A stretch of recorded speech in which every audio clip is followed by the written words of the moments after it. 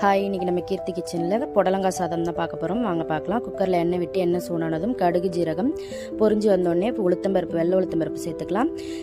அது நல்லா செவந்து வந்த உடனே 1/4 ஸ்பூன் மஞ்சள் பொடி, 1/4 ஸ்பூன் பெருங்காய பொடி சேர்த்துட்டு 4-5 தக்காளி பழம் அரைச்சி எடுத்து வச்சுருக்கேன். அந்த விழுதை சேர்த்துட்டு அந்த வதங்கிறதுக்கு தேவையான அளவு உப்பு சேர்த்துக்கலாம்.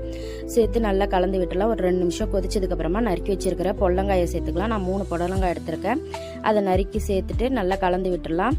கலந்து விட்டுட்டு 1 டம்ளர் அரிசிக்கு 2 டம்ளர் தண்ணி விட்டுருக்கேன். அது நல்லா கொதி வந்த உடனே நம்ம கொதி வரட்டும். அதுக்குள்ளே நம்ம தேங்காய் விழுதொன்று அரைச்சினதில் 1/2 மூடி தேங்காய், 4 பச்சை மிளகாய், 1 ஸ்பூன் ஜீரகம், பொட்டுக்கடலை கொஞ்சமாக சேர்த்து நல்லா நைஸாக தண்ணி விட்டு அரைச்சி எடுத்துன்னு வந்து அந்த விழுதி இதில் சேர்த்துடலாம்.